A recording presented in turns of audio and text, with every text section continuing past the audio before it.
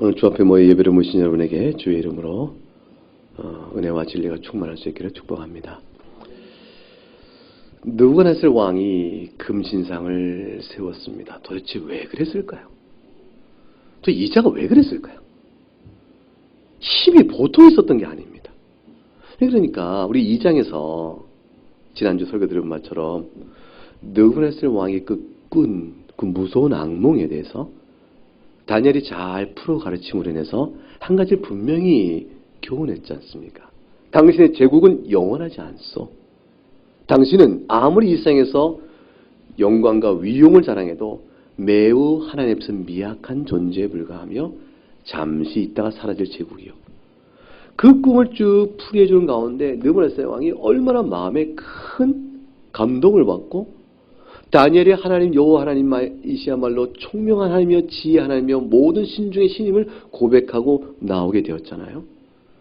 그러면 느부갓네살이 실로 겸비하고 겸손해야 하는데 얼마 많은 시간의 간격이 있는지 모르지만 3장의 사건을 통해 본 느부갓네살은 완전히 딴 사람이에요. 그 겸비함은 없이 자기를 높이고 방자하기가 이를 데 없이 제국의 힘은 더욱더 강해지고 마침내 어떤 마음이 들겠어요? 아니라! 다니엘의 말은 또 이 나라의 제국이 결코 멸망하는 일이 없을 것이야. 내 나라는 견고할 것이고 영원하도록 만들겠다. 그 욕망이 꿈틀꿈틀 되는 거죠. 그래서 느부갓네살의 마음속에 그 욕망은 결국 자기 우상화의 작업으로 들어가고 자기를 신격화시키며 모든 금신상을 세워서 그 모든 제국의 종교적 통일성을 완전히 이루고 그리고 정치적인 일치를 이루며 그리하여 모든 제국 산하에 있는 모든 나라들의 뭐가 됩니까? 충성심을 하나로 묶고 이 나라는 영원토록 견고하게 서기 위한 최후의 자신의 노력을 교환한 것이죠. 그게 느부갓네살의 목적이었습니다. 사람이 이렇게 될까요? 열흘 꿈에 대한 환상적 계시를 그 분명히 배운 다음에 하나님에 대한 존재와 그 신령한 능력과 그걸 배우고 난 다음에 하나님 앞에서 겸손하게 살아가지 않겠습니까? 근데 가진 게 너무 많으니까 그 당시에 지상 눈에 보이는 세상 속에 그만한 자가 없으니까 결국 그는 스스로 신의 자리에 올라갑니다. 신상의 크기는 성경에 보니까 3장 1절에 신상 크기가 높이가 얼마입니까? 60규빗입니다. 너비는 얼마입니까? 6규빗. 한 규빗은 얼마쯤 될까요? 그게 여기서부터 여기까지예요. 여기서까지. 그러니까 키 큰 사람, 손이 긴 사람 더 길거고 저처럼 작은 사람은 작고 저는 45cm. 45cm. 이경돈 저 사람 50cm. 이렇게 되겠죠? 그게 45cm에서 50cm 정도가 됩니다. 그게 60규빗이니까 약 27m 내지 30m의 높이가 됩니다. 그리고 너비는 어떻게 됩니까? 너비는 그게 10분의 1입니다.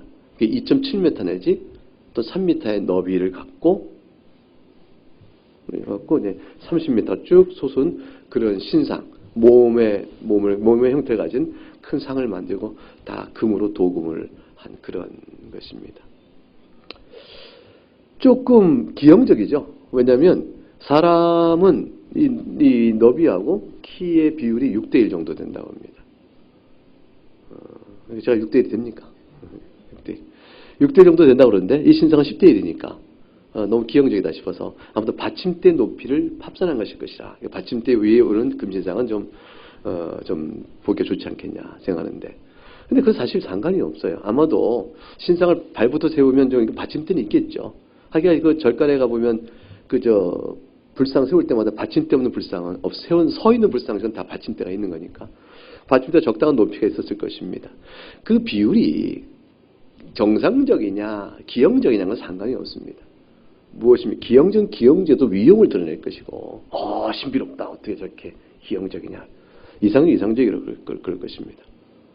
그렇게 해서 큰 시상을 만듭니다. 세운 것은 두라 평지라고 있으니까 그 넓은 평지에 우뚝 선 금빛 찬란한 신상이 있고 위용을 발휘합니다.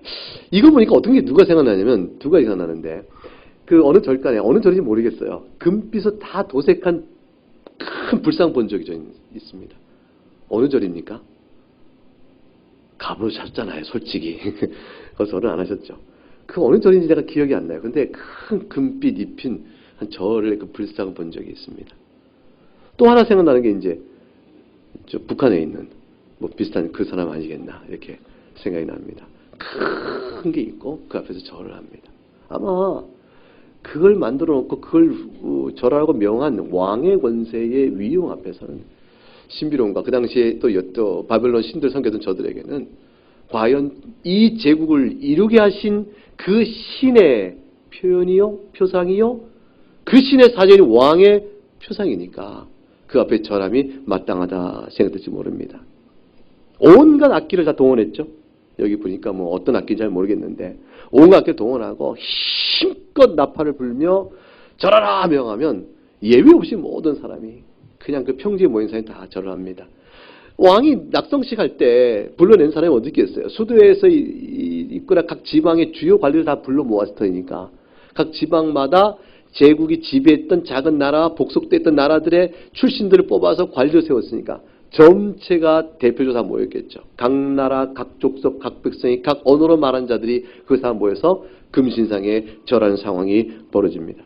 절하지 아니하면 내가 저 푸른 불에 집어 던져버리겠다고 위협과 협박을 했습니다. 용광로가 있는 겁니다. 위쪽은 넓고 광석을 막 집어넣어야 되니까. 그리고 아래쪽은 땔감을 집어넣으니까 또 문이 있었던 겁니다. 얼마나 큰지는 모르고 어떤 모양인지 모르겠지만 대략 어떤 분은 완전 반대예요. 집어넣는 문은 좁고 아래가 넓을 것이라는 분이 있고 어떤 분은 아래는 문이 좁고 위가 넓을 것이라는 분도 있고 어찌됐건 그 용광로가 있어서 그걸 떼우면서 그 신상을 필요한 대로 주초를 녹이고 만들어냈습니다. 그 상황 속에 예외 없이 모든 사람이 절을 하는데 딱 세 사람만 절을 하는 거예요. 사드락과 메삭과 아벤느고입니다. 어떻게 절을 안 할 수 있을까요? 난 이해가 안 가요. 어떻게 절을 안 했을까? 그분들 심령 속에 있었던 것은 딱 하나예요. 생명보다 귀한 하나님이에요. 생명보다 귀한 하나님에 대한 신앙이 굳건하지 아니하면 절대로 그 자리에 못 씁니다. 저분들이 섰던 이 세 친구가 나이가 그렇게 많지 않았겠죠. 이 친구들이 자기 생명을 무가치하게 여기기 때문에 센 것이 아니죠. 하나님이 귀하니까. 하나님이 귀할 뿐더러 하나님이 생명의 주인임을 아니까. 하나님의 역사의 주권자이심을 아니까. 하나님의 전능하심을 믿으니까. 자기 백성을 절대로 버리지 않는 하나님의 신실한 약속을 믿으니까. 그들이 우뚝 딱 서버렸습니다. 그러자 저들이 출세와 저들의 지혜 때문에 시기하고 괴로웠던 그 본토 사람, 바벨론 본토 사람 갈대아인이라고 되어 있어요. 그들이 얼마나 미웠겠어. 저들이 마침 틈을 타서 매가 먹이를 보고 팍 내려오다 그냥 탁 잡던 이제 찬스를 잡아서 놓치지 말자. 누구나 쓸 왕이여, 왕께서 바벨론 지방을 다스리게 높이 쓴 저자들이 그거죠. 그렇다면 마땅히 저자는 바벨론 왕에게 충성할 것이며 이 나라 백성의 모든 진실한 백성으로 하나가 되어야 될 것이며 이 나라의 진실한 애국자가 될 것이며 이 나라의 신을 섬긴 자가 되어야지 않겠습니까? 왜냐하면 왕께서 어떻게 베푸신 은혜가 얼마나 큽니까? 저들 들어서 관리로 세우셨으니. 그래서 왕이여, 근데 저들이 그러하지 아니하나이다. 보세요. 몇 절이에요? 11, 오늘 본문 3장 12절 보면 이제 유다 사람 사드락과 메삭 아벤느고를 왕이 세워 바벨론 지방을 다스리게 한 자 이거를 왕이여 이들이 왕을 높이지 않습니다. 정죄 참소의 첫 번째예요. 왕을 높이지 않았습니다. 두 번째, 왕의 신들을 섬기지 않았습니다. 셋째, 금신상에 절하지 않았습니다. 금신상에 절한다는 의미는 두 가지인 것이죠. 하나는 왕을 높이는 것이요, 동시에 또한 뭐가 있어요? 왕의 신을 높이는 종교적 의미가 같이 이 안에 있게 되어집니다. 결국 무슨 말이냐면 이런 것 하나로 볼 때 저들은 결코 바벨론에 충성할 자가 아닙니다 라고 되어 있는 것이에요. 미국에서 애국심이 가장 막 불타오를 때, 그때 이제 9.12 사태가 일어났을 때, 맨하탄에 있는 그 빌딩, 무슨 빌딩이죠? 좀 크게 얘기해봐요. 잘 못 듣겠어요. 무역센터. 제가 왜 그게 갑자기 생각 안 났을까요? 월드 트레이드 센터. 무역센터가 그냥 이렇게 비행기에서 파괴를 무너졌을 때 미국은 전체의 큰 위기와 긴장을 얻으면서 그렇게 되면서 애국심도 불타일 때였습니다. 초등학교에서 아이들에게 미국을 사랑하고 미국을 향한 애국심의 에세이, 글 장문을 시키도록 다 가르치고 또 선생님도 쓰고 막 그랬었어요. 그때 제 아들이 초등학교 3학년인가 2학년인가 좀 어간 그럴 때 했을 때입니다. 근데 이 녀석이 그냥 쓰면 되잖아요. 에세이를 손 탁 들고 선생님 저는 아메리칸이 아닙니다. 저는 미국인이 아닙니다. 저는 한국에서 온 사람입니다. 이렇게 말을 했어요. 그 선생님이랑 어떻게 반응해야 될까요? 아 그래 너는 그럼 너희 나라가 이렇게 어려움을 당했다 생각하면 써봐라. 애국심은 결국 본질이 같은 거니까 한번 써봐라. 이렇게 가르치면 선생님이 참 좋을 텐데 선생님 낯빛이 변한 거예요. 너는 미국인이 아니야? 그 순간 낯빛이 가려지면서 그다음부터 아이에게 힘들게 하기 시작되었습니다. 그 생각, 그 애가 굉장히 힘들어했어요. 너는 니네 나라 가라. 라는 형태가 되는 거죠. 애국심으로 뭉쳐질 그때쯤에 그때 이질적 요소란 것은 눈에 거슬리기 짝이 없는 거죠. 이때에 느부갓네살 왕이 그 말을 듣고 분노를 했다는 말은 자기의 정치적 목적과 또 자기의 야망과 또 영적 의미 속에서 자기 꿈을 키워가는 일 속에 거스른 자가 생겼으니 어찌 분노가 아니나겠으며 그 다음에 그 틈을 타서 참소했던 저들에게도 기회가 아주 좋은 것이죠. 고소하기 짝이 없는 것이죠. 이런 상황 속에 13절 보니까 왕이 노하고 분노했다. 이 두 번 강조해 표현합니다. 진노가 매우 컸음을 드러나죠. 버럭 화를 내겠네. 뭐라! 하는 거지 뭐라. 끌고 오라! 끌고 온 저들에게 느부갓네살 왕이 신문을 합니다. 사드렉, 메삭, 아벳느고야. 너희가 신문 내용이 있죠. 내 신을 섬기지 아니하였느냐? 내 금심상에게 절하지 아니하였느냐? 두 가지를 묻습니다. 결국 자신에게 절한 것과 마무리. 자기 절한 것은 참소의 내용 속에서 한 가지, 세 가지인데 하나를 뺐죠. 그럼 왕은 자기에게 묻지 않았지만 결국 그것이 내 신에게 어떻게 절하지 않느냐? 라고 말한 것의 내용 속에 포함되어 갑니다. 자기 우상하니까. 15절에 설득합니다. 이제로 준비해라. 나팔이 울리면 절하면 너희가 살 것이지만 절하지 아니하면 즉시 내가 맹렬한 불물 가운데 던져 넣을 것이니 능히 그 다음 얘기합니다. 영적 전쟁이죠. 너희 손에서 너희를 내 손에서 건질 자가 있겠느냐. 너희 신이 과연 너희를 내 손에서 건져내겠느냐 라고 여호와 하나님을 멸시하고 경멸합니다. 세상은 우리의 하나님이 없다라고 말하지 안 할 수 있어요. 너희의 하나님이 계시다.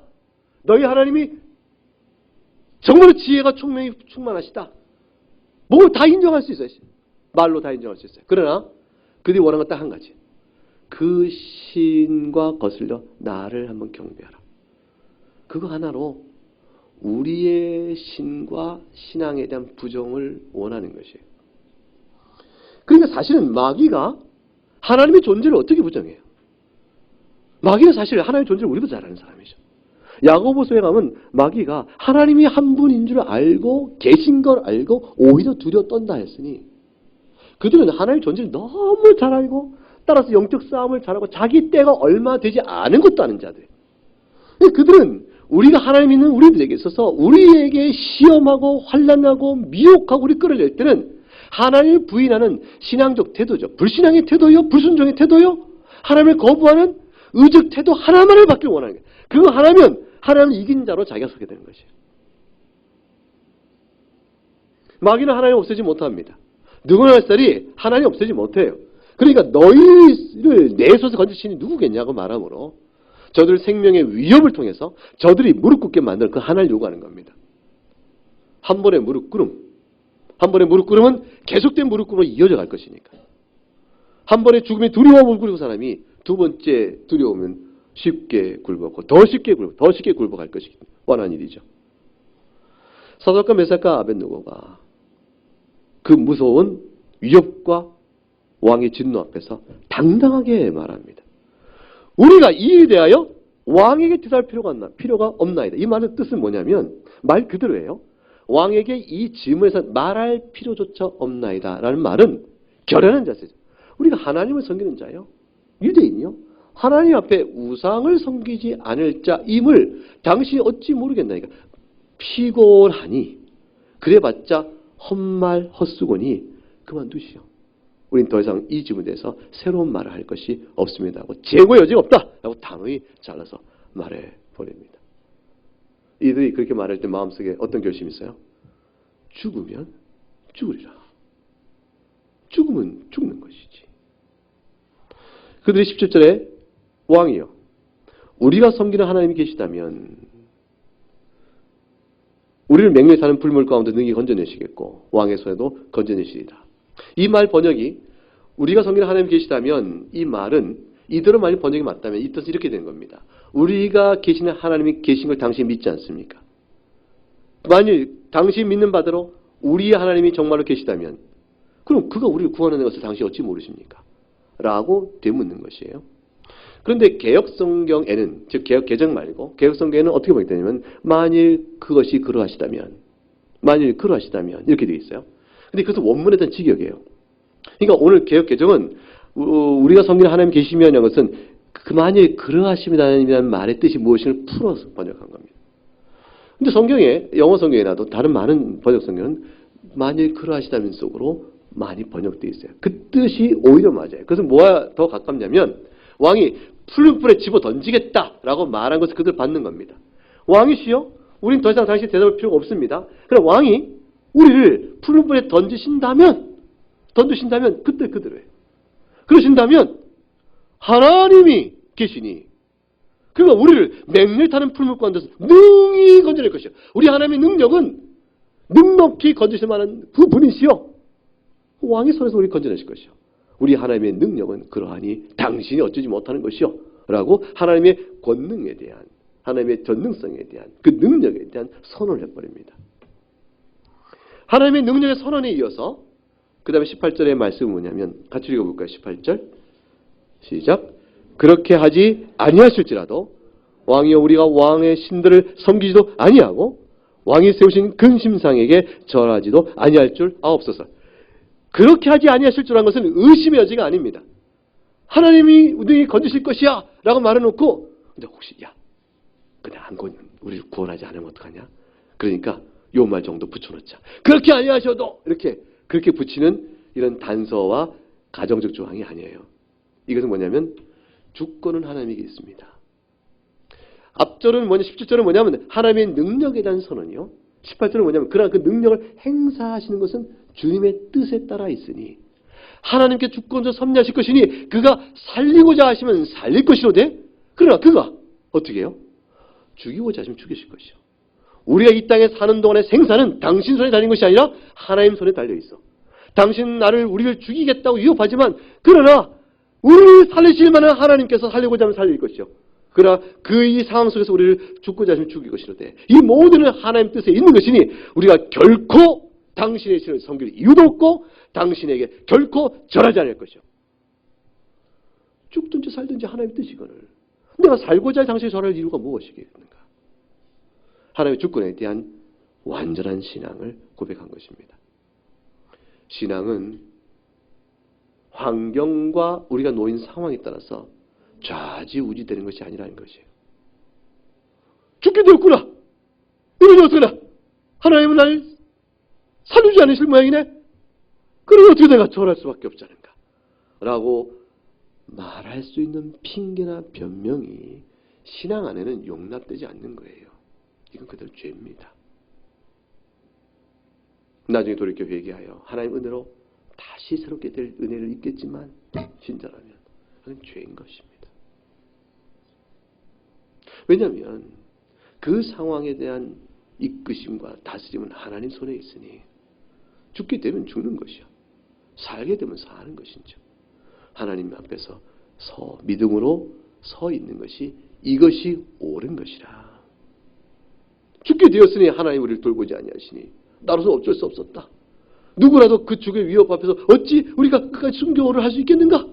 라고 말하며 타협한 또는 하나님을 부인했던 또는 금신에 절했던 자신의 행위를 정당화할 수는 없는 겁니다. 그것은 뭐죠?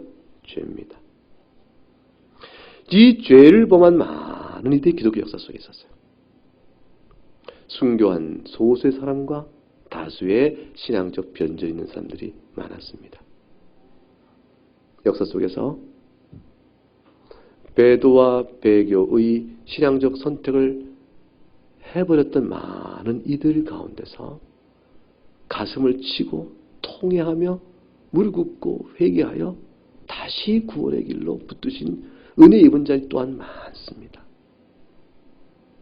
그러나 그 중에 일시적 신앙이뇨 가라지요 그 참된 구원받지 못한 자들, 그런 자들은 환난이 오매 그때에 배도한 뒤로 영영 돌아오지를 못합니다. 환난은 하나님의 참된 신앙인을 분별하고 또 그 중에 실족한 이들 가운데서도 하나님께서 깊은 통해 가운데 건져내시지만 참된 회개에 이르지 못한 자들을 버려내시는 그런 일로 하나님이 사용하십니다. 결국 우리에게 살 길은 죽음은 죽으리라고 믿음 앞에 서거나 만일 실족하면 통회하며 주 앞에 돌아오는 회개로 사는 것입니다. 하나님의 손길이 이들에게 닿았습니다.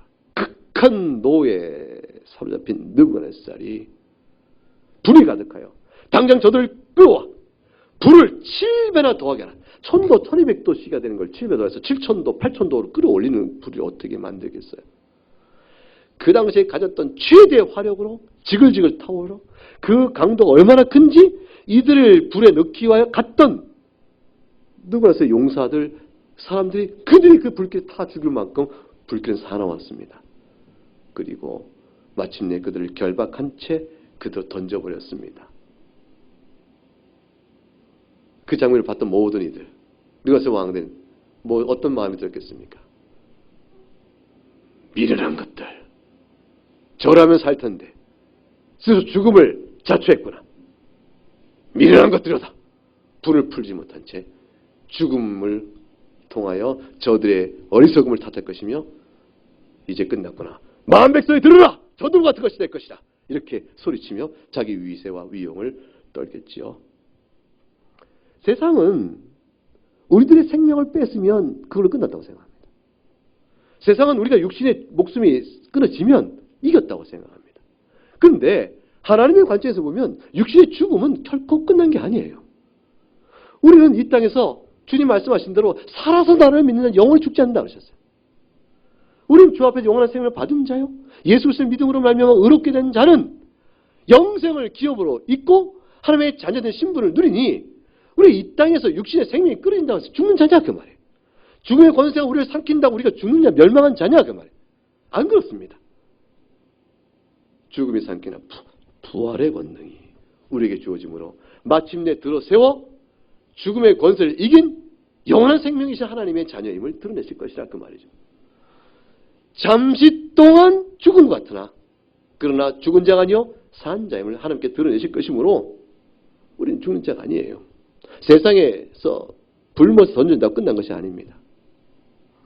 영원한 생명 얻는 우리들에게 하나님께서 어떻게 구원하시는 능력을 보이시는가를 불못에 던져진 저들 가운데 세 사람이 멀쩡한 놀라운 기적 사건을 통해서 하나님은 온 이스라엘에 선포하셨고 오늘 같은 우리의 교회에도 주님께 선포하십니다. 느부갓네살 왕이 눈이 둥그레졌습니다. 아마 이 풀무불, 이 용광로 안에 속이 폴 타니까 빨간 빛이 밖으로 막 비칠 텐데 그림자 같은 것이 사람의 그림자가 보인 것이죠. 그런데 보일 수가 없는 것이죠. 집어넣자마자 오그라져 타버리니까 한순간에 뼈다귀가 두둑 떨어질 터인데 사람 형태가 멀쩡하게 걸어다니는 것이 한 사람도 아니고 둘도 아니고 셋도 아니고 넷이거든. 아니 저 몇 사람을 집어넣느냐? 셋이 어느 아이다. 근데 넷이 아니냐? 저 넷째 사람은 하나님의 아들과 같구나. 이 어찌 되느냐? 저들이 어찌 걸어가고 있는 것이 살았는가? 그 순간 너무 충격을 받습니다. 너희의 신이 내 손에서 너희를 구원하겠냐? 그렇게 외쳤던 자기 말이 끝나 얼마 안 뒤에 저들이 멀쩡히 서 있는 걸 보고 순간 자신이 아는 거죠. 저들의 신이 저들을 구원하였구나 하는 것을 알게 된 거죠. 그러자 외쳐 부릅니다. 사드락 메삭 아벤누고야 나오라. 나오라. 그자 그들이 나옵니다. 살펴보니 머리털 하나 안 남은 거예요. 좀 그슬리면 좋죠. 좀 그슬린 흔적도 남아있으면 내가 들어갔다 나왔습니다 이렇게 할 텐데 이 멀쩡하니까 나 저기 들어갔다 나왔다 그러니까 나중에 말하면 아무도 안 믿을 거 아니에요. 아무도 안 믿을 거 아니에요. 우리가 부활하면요 죽었다가 산 자인 거 몰라요. 너무 멀쩡해서 너무 아름다고 신령한 몸을 입고 있어서 너 정말 죽음이라는 걸 겪었니? 나 죽었다가 새 몸 입은 거야. 죽었다가 산 사람은 좀 흔적도 있고 좀 이렇게 좀 있어야 할 텐데 완전히 새 몸 입어서 죽음의 권세가 흔적도 닿지 못한 채로 신령한 몸을 주 앞에 아름답게 서게 됩니다. 예수 그리스도의 보혈의 은혜는 우리의 영원한 생명 중에 영혼만 거룩하게 하시는 것이 아니고 몸도 거룩하게 하십니다. 그날에는 여러분이 그렇게 괴로워했던 이게 여름에 김이 끼는 거 그런 거 안 생깁니다. 저는 어릴 때 다리에 부스럼이 나서 이 스타킹을 신을 때마다 너무 힘들었어요. 이게 딱지가 붙으면 떼면 아프잖아요. 그런 일은 없을 거예요. 주님이 멀쩡하게 그들을 구원하셨습니다. 느부갓네살이 스스로 이렇게 말합니다. 그들의 입을 통하여 말하지 않고 느부갓네살 스스로 간증을 합니다. 뭐라고 말해요? 너희의 하나님을 지극히 높으신 하나님을 내가 찬송한다. 하나님을 의뢰하고 그들의 몸을 바쳤다. 생명을 바쳤어요. 그들의 몸을 바쳐 즉 생명을 바쳐 왕의 명령을 거역하고 그리고 하나님 밖에는 다른 신을 섬기지 아니한 그 절하지 아니한 그의 종들을 지극히 높으신 하나님이 과연 구원하셨구나.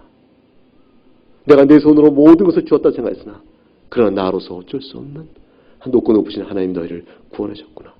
그러니 내가 이제 온 제국의 조소를 통하여 내가 말하노라. 각 백성과 각 나라와 각 언어를 말하는 모든 족속들은 다 사드락과 메삭과 아벤누고의 하나님을 경배할 것이며 만약에 그의 하나님께 망령되거나 경솔한 말을 하는 자가 있다면 내가 그 몸을 쪼개버릴 것이요.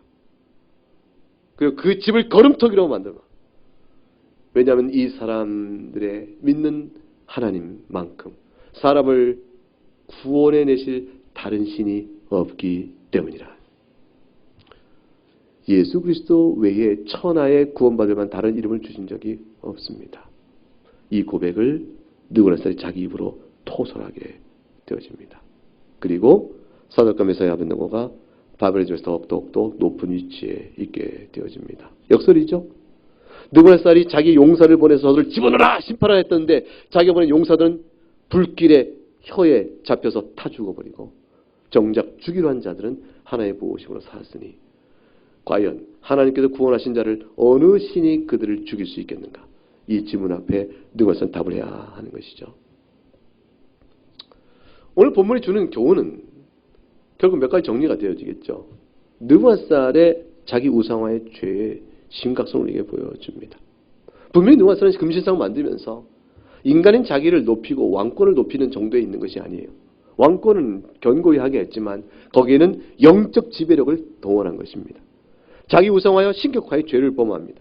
그러나 하나님께서 말씀하시기를 그걸 용납지 않죠. 자기는 말했어요. 자기가 지배한 모든 백성과 나라와 각 언어를 말하는 족속들이 다 나와 나를 찬양하라, 나를 경배하라 라고 말했지만 자기 입으로 이제 여호와 하나님만을 온 백성이 경배해야 될 것이라고 말하고 있는 것이죠. 하나님이 얼마나 전능하신 분인가를 오늘 본문은 잘 보여줍니다. 이 모든 걸 통해서 그 당시에 있었던 유대인들, 바벨론의 포로로 잡혀가 바벨론 심장부 안에서 공고함을 당했던 유대인들이 이제 얼마나 큰 위로를 받았을까? 소망과 용기를 얻었을까? 첫째는 적어도 이스라엘 백성은 신학적 문제를 해결받습니다.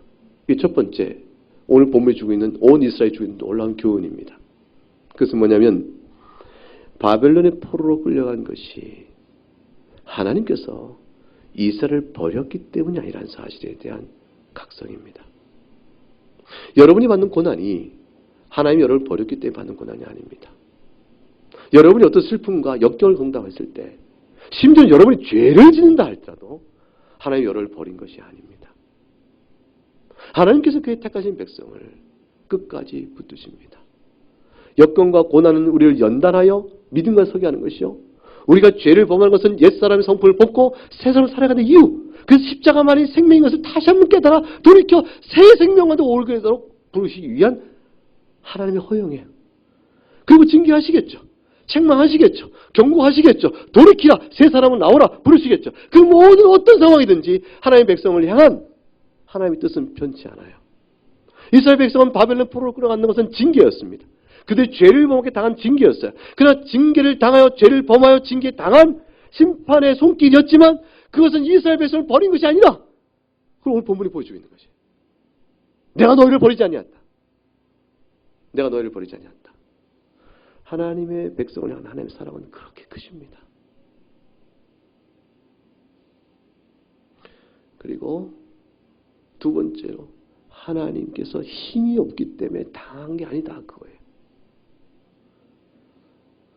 하나님께 이스라엘을 버린 것도 아니요, 두 번째로 하나님께서 무능하여, 무력하여, 저 바벨론 신의 벨이나 말뚝보다 약해서 신들과의 싸움에 패배하여 결국 이스라엘이 바벨론 포로로 온 것도 아니다. 이 사실을 명확하게 제시해줍니다. 세 번째, 도리어 그러기는커녕 하나님께서 주권적으로 역사하고 계시다라는 사실을 보여주는 것이죠. 그들은 하나님의 주권 역사를 예언과 성취의 관계에서 봅니다.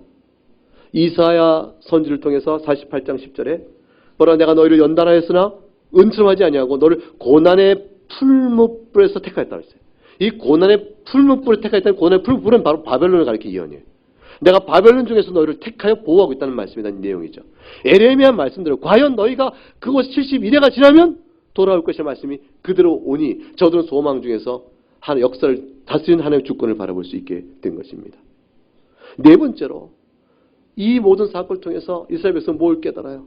그렇다, 우리가 지금 하나님의 징계를 받아 환난적이 있지만 이 고난은 영원한 것이 아니요 일시적인 것이다. 잠시 겪는 것이다. 여러분, 성도 같다 살면서 잠시 겪는 거예요. 어떤 고난도 잠시 겪는 것이 일시적인 것이에요. 목사님 모르는 소리 하지 마세요. 전 나면서부터 선천성 질병으로 지금까지 고생하며 아마 이 질병은 고칠 길이 없어 평생에 앓게 될 질병입니다. 근데 일시적이라고요? 당신 이 고통을 압니까? 선하신 하나님의 간섭이 없는 이걸 압니까? 라고 눈을 크게 뜨고 질문할지 몰라요? 그러나 한평생밖에 안 되잖아요. 그 사람의 고통의 크기를 무시하는 것이 아니에요. 얼마나 힘들겠어요. 한평생이잖아요. 지나고 나면 잠깐 사는 인생, 영원한 하나님께서 새로 멈추신다니까요. 그러니 그 가운데 사는 동안에 5년, 10년, 1년, 아니 15년, 20년, 그 어떤 고난도 사실은 잠깐이에요. 일시적인 것이에요. 견디라는 것이에요. 멈추라는 것이에요. 이것은 끝날 때가 있다는 것이죠. 요한계시록 13장에 가게 되면 요한계시록 13장 11절과 18절까지 말씀,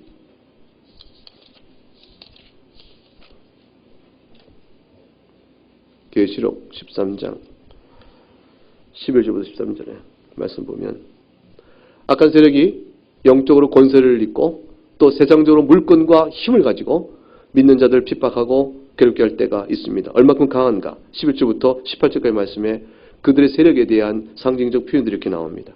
한 절씩 교독하겠습니다. 내가 보매 또 다른 짐승이 땅에서 올라오니 어린 양같이 두 뿔이 있고 용처럼 말을 하더라. 그가 먼저 나온 짐승의 모든 권세를 그 앞에서 행하고 땅과 땅에 사는 자들을 처음 짐승에게 경배하게 하니 곧 죽게 되었던 상처가 나은 자니라.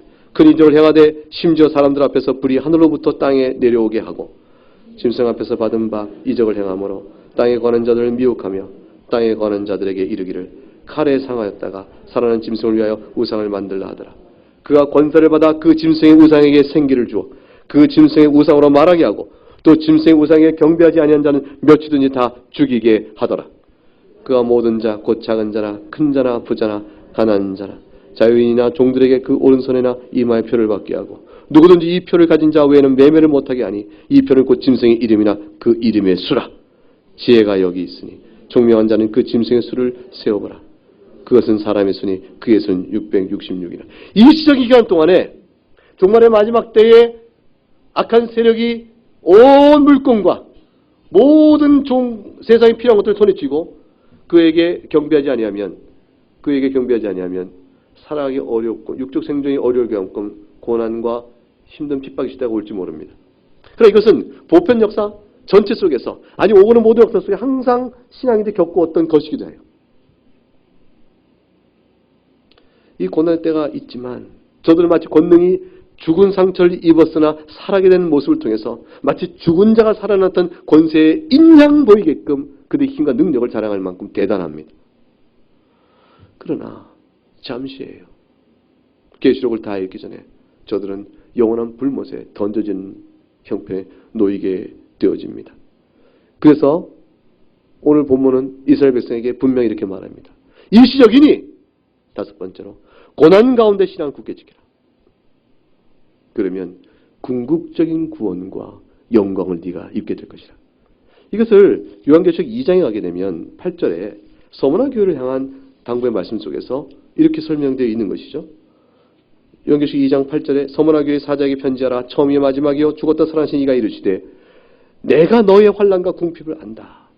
그러나 환난과 궁핍은 세상이 볼 때는 환난과 궁핍이지만 내가 볼 때는 너는 부유한 자라. 역설이 벌어집니다. 자칭 유대인한 자들의 비방도 안다. 실상은 유대인이여 그러나 사탄의 회당이니 너희가 두려워하지 마라. 너는 장차 받을 고난을 두려워하지 말라. 너희 고난이 있을 것이라 말하죠. 마귀가 장차 너희 건져 몇 사람을 옥에 던져 시험을 받게 하리니 너희가 10일 동안의 말은 잠깐의 일, 일시적이란 것이죠. 일시적 환난을 받게 되지만 죽도록 충성하라고 말합니다. 끝이 있기 때문에. 그냥 내가 생명의 멸관을 내게 주니 영광이 너에게 주어질 것이야. 궁극적 구원이 확정되고 있습니다. 귀 있는 자는 성령이 교회들에게 하시는 말씀을 들을지라. 이기는 자는 둘째 사망의 해를 받지 아니하리라. 이와 같은 궁극적 승리에 대한 하나님의 확정과 약속. 비록 세상이 볼 때는 환난과 궁핍이요 연약한 자 패배자이지만 하나님 보실 때는 승리자의 부유한 자입니다. 전혀 다른 식으로 하나님 우리를 보고 계신 것이죠. 교회를 보는 도 그런 것이에요. 어떤 교회가 번성하여 승리를 얻은 것 같지만 사실은 가난한 수가 있어요. 어떤 교회 시대가 핍박받고 소수의 교회만 남아서 교회가 다 멸절되게 됐습니다. 하나님 교회가 없어졌습니다라고 말할 때가 있을 것 같지만 로마서 11장에 말한 대로 다 하나님을 떠나버리고 저만 남았습니다. 엘리야의 얘기죠. 다 하나님을 떠나버리고 저만 남았습니다. 하나님. 그럼 하나님께 뭐라고 그러세요? 7,000명 남겨놨다. 하나님의 교회는 견고하게 하나님이 정하신 만큼 충족수가 완전하게 구원을 항상 받습니다. 하나님은 세상이 볼 때는 멸망한 것 같으나 하나님 볼 때는 부유한 자, 강한 자의 승리자로 교회는 항상 서 있을 수 있는 겁니다. 그러니 이 확신을 가지고 이 세상 사는 동안에 어떤 환경이 있다 할지라도 그리하지 아니하실지라도 신앙을 끝까지 지켜나가는 것입니다. 로마서 8장 24절과 25절에 우리가 소망으로 구원을 얻었으며 보이는 소망이 아니지 않느냐. 보는 것을 누가 바라겠느냐. 만일 우리가 보지 못하는 것을 바라면 그 다음 나옵니다. 보지 못하는 것을 바라면 참음으로 기다리지라. 인내로 기다리는 거죠. 신앙은 성경 전체 속에 믿음이라는 것은 인내와 동의처럼 쓰입니다. 그러니까 인내 없는 신앙이라는 것은 없어요. 참고 견디는 거 없는 신앙은 없습니다. 유혹이 옵니다. 탐욕이 발동합니다. 참고 견뎌내야 합니다. 핍박이 옵니다. 신앙의 인내로 소망을 보고 견뎌내야 하는 것입니다. 이게 어떤 상황이든지 신앙 자체는 인내입니다. 근데 신앙이라는 말 자체가 어원적으로 신실함, 변치 않고 계속되어 나감. 그것은 결국 뭐죠? 참아내미요 끝까지 견뎌가면의 의미를 갖게 되니 신앙의 의미가 인내요 참이라는 것은 그 같은 성질일 것이죠. 마태복음 13장에 땅에 씨 뿌린 비유 속에서 다 뭐가 돼요? 끝까지 참아낸 자에게 뭐죠? 마침내 열매를 맺게 된다고 하죠. 듣고 깨달아 열매 맺는 자는 끝까지 참아낸 자죠. 나머지는 다 뭐예요? 여러 상황에 따라 다 신앙을 배반한 자들만 나오게 되어집니다. 그래서 하나님께서 오늘 본문을 통해서 그렇게 주시는 것이에요. 하나님께 역사를 주관하시고 내가 전능하며 내가 언약을 포기하지 않으니 너희는 어떤 상황이든지 끝까지 견디라. 이스라엘은 그 말을 보고 하나님을 보게 된 겁니다. 역사를 다스리는 하나님의 권능을 본 거죠. 온 족속과 방언과 민족들이 찬양을 하고 찬양 받을 자는 누굽니까? 느부갓네살입니까? 바벨론 신들인가요? 아니에요. 바벨론의 신을 찬양하고 느부갓네살은 자기가 찬양받기 위해서 자기가 다스리는 모든 제국 산하에 있는 모든 족속을 다 모았죠. 그들의 통치를 관리자를 다 모았죠. 그들 입을 통해서 방언마다 찬양받기 원했습니다. 그러나 아니었습니다. 느부갓네살이 자기 입으로 말한 것처럼 모든 족속과 민족과 방언으로 찬양받으실 분 너희 하나님이라고 했어요. 요한계시록 7장 9절과 10절 어떻게 기록되어 있습니까? 요한계시록 7장 9절과 10절 한 목소리 읽어볼까요? 이 일 후에 내가 보니 각 나라와 족속과 백성과 방언에서 아무도 능히 셀 수 없는 큰 무리가 나와 흰옷을 입고 손에 종려가지를 들고 보좌 앞과 어린 양 앞에 서서 큰 소리 외쳐 이르되 구원하심이 보좌에 앉으신 우리 하나님과 어린 양에게 있도다. 구원하실 이는 오직 하나님 한 분이십니다. 그 일로 인하여 보좌에 앉으신 이와 하나님 어린 양에게 찬송합니다. 그러나 마귀는 어떻게 될까요? 온 족속과 백성과 민족과 방언들에게서 찬양받기 원했던 마귀의 운명은 일시적이에요. 일시적. 하나님이 정하신 그때가 되면 역사의 마지막 날에 그들은 완전한 심판을 받게 되는데 요한계시록 21장 8절 말씀 같이 찾아 읽습니다. 계시록 21장 8절 말씀에 기록되기를 이렇게 되어 있습니다. 같이 읽습니다. 시작. 그러나 두려워하는 자들과 믿지 않는 자들과 흉악한 자들과 살인자들과 음행하는 자들과 점술가들과 우상숭배자들과 거짓말하는 모든 자들은 불과 유황으로 타는 못에 던져지리니 이것이 둘째 사망이니라. 이 불과 유황못에 던져지는 모든 악의 주구가 누굽니까? 요한계시록 20장 10절 말씀에 또 그들을 미혹하는 누구가? 마귀가 불과 유황못에 던져지니 거기는 그 짐승과 거짓 선지자도 있어 세세토록 밤낮 교훈을 받으리니 이곳에 합류하는 무리가 이 세상 속에 있는 모든 악인들인 것이라. 그러니 일시적인 육체의 보존을 위해서 하나님을 떠나겠냐 그 말이에요. 이스라엘이여 하나님 너희를 버리신 게 아니다. 힘내라. 마지막에 주권적 승리는 내게 있느니라. 예수님께서 마태복음 13장에서 이렇게 얘기하셨어요. 40절 43절에 마지막 운명 두 개를 대조하셨습니다. 예수님 말씀입니다. 인자가 그 천사들을 보낼 것이라. 그 천사들이 그 나라에서 모든 넘어지게 하는 것과 또 불법을 행하는 자를 거두어내요. 그 다음 보세요. 풀무불에 던져낼 것이라. 느부갓네살 왕이 사드락과 메삭과 아벤느고를 풀무불에 던져내는 이것은 그대로 자신들이 주 앞에 회개하지 않으면 당할 그 운명을 그대로 모방하여 한 것이에요. 그들 스스로 한 일을 마지막 날에 자기가 당할 일이라 그 말이죠. 그러나 주님께서 말씀하시기를 43절에 그때 의인들은 자기 아버지 나라에서 여러분의 아버지 나라 저의 아버지 나라 하나님의 아버지 그 아버지 나라에서 해같이 빛날 것이라 했습니다. 그 영광스러움에 대한 극치죠. 해같이 빛나는 것은 그보다 빛날 수 없는 것이에요. 금신상은 빛을 받아 반짝거림이죠. 해는 그 자체가 발광체. 그보다 큰 영광의 표현이 어디 있겠어요. 성도는 영원한 위로를 받을 것입니다. 계시록 7장 13절과 17절에 그 영원한 위로를 이렇게 표현합니다. 요한계시록 7장 13절과 17절에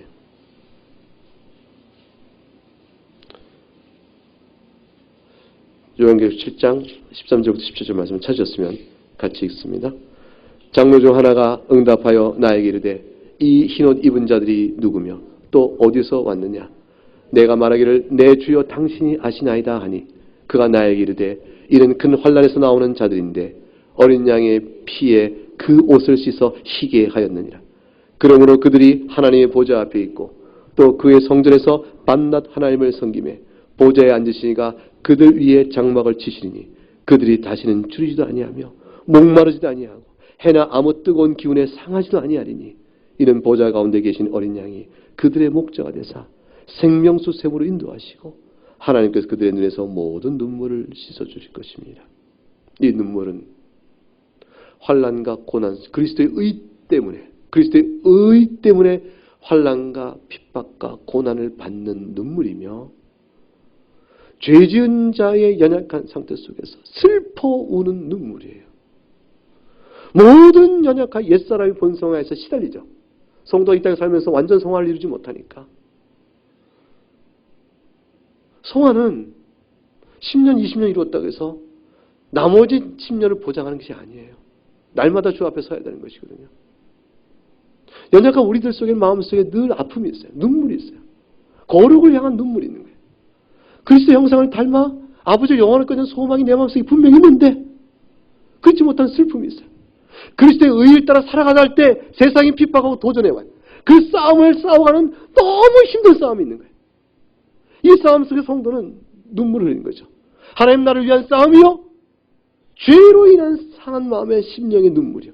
이걸로 번복된 성도의 일생을 주 앞에 살아갈 때 주님 마침내 눈물을 다 닦여주세요. 그 말은 뭐예요? 더 이상 싸울 원수가 없게끔 괴멸시켜버리시고 내면에서 죄의 유혹 때문에 시달리지 않을 성도의 완전한 거룩함을 채워주시니까 이제 우리는 내면적으로나 외적으로나 싸울 대상이 없는 참된 위로를 받고 거룩한 완전 성화를 이루어 영광스러운 가운데 주를 섬기며 살게 되겠죠. 눈물을 닦아주신 겁니다. 생명샘으로 인도합니다. 영생의 참맛을 보며 살게 될 것입니다. 이것을 우리에게 주고 바라보라 말씀합니다. 인간은 궁극적으로 우상 숭배의 타락한 본성상에 죄악을 품고 있습니다. 그것이 결국 자기죠. 자기의 탐욕을 우상으로 섬기게 되니까. 세상을 핑계하지만 세상 앞에 무릎을 꿇을 때 자기의 탐욕을 그것을 얻고자 하기 때문인 것이죠. 마귀는 그것을 죽였다 말하며 자기 앞에 무릎을 꿇으라 하는 것이고 무릎을 꿇는 그 모습 속에서 하나님을 향한 승리를 득이하여 이빨을 드러내고 마귀는 웃을 것입니다. 하나님의 백성은 그 죄 중에서 구원을 받는 겁니다. 평생의 죄에 시달려도 마지막 날에 마침내 돌이켜 회개케 하심으로 하나님 우리를 구원해내시고요. 어려서부터 믿음 가운데 세워 구원하신 자에게 정결한 삶을 통해 마귀의 입을 다물게 하시는 하나님의 거룩한 의의 열매를 그에게 부어주심으로 또 승리를 선언하십니다. 죄 중에 사는 인생보다 주의 말씀을 사는 인생이 복됩니다. 여러분의 삶이 그래서 지금 복된 겁니다. 한평생 죄 중에 있다가 90에 이르러 눈도 어둡고 귀도 어둡고 총명도 사라진 그때 더듬더듬 예수 그리스도의 복음을 겨우 듣고 나 같은 자도 용서하시나 싶어 그때 비로 회개하고 오는 자도 주의 긍휼하신 가운데 용서받을 수 있겠죠? 그가 택하신 자라면? 그 인생이 얼마나 비참해요. 일찍 어려서부터 주를 알고 젊어서 주를 알고 그 어느 때라도 총기가 있을 때 주를 알고 믿음에 나온 자의 나머지 살아난 인생 속에 그 복됨을 무엇으로 말할꼬? 어찌됐건 한평생 살아가는 우리의 개인 인생과 역사 속에 존재하는 모든 교회를 향하여 그 당대에 있던 이스라엘은 말할 것도 없고 오늘 본문은 하나님의 전능함과 그의 주권적인 선언을 우리에게 분명히 합니다. 살리시든지 죽이시든지 하나님의 뜻 가운데 있을 것이나 전능하신 하나님은 우리를 반드시 살린다는 걸 믿는 겁니다. 죽더라도 살기 때문이죠. 이 믿음으로 오늘 나그네 길을 걸어가신 여러분에게 하나님 나라 앞에 살아가는 참된 성도요 소망의 위로가 넘치는 큰 은혜를 좋게 누릴 수 있기를 주의 이름으로 축복합니다. 함께 찬송하겠습니다. 찬송은 찬송가 246장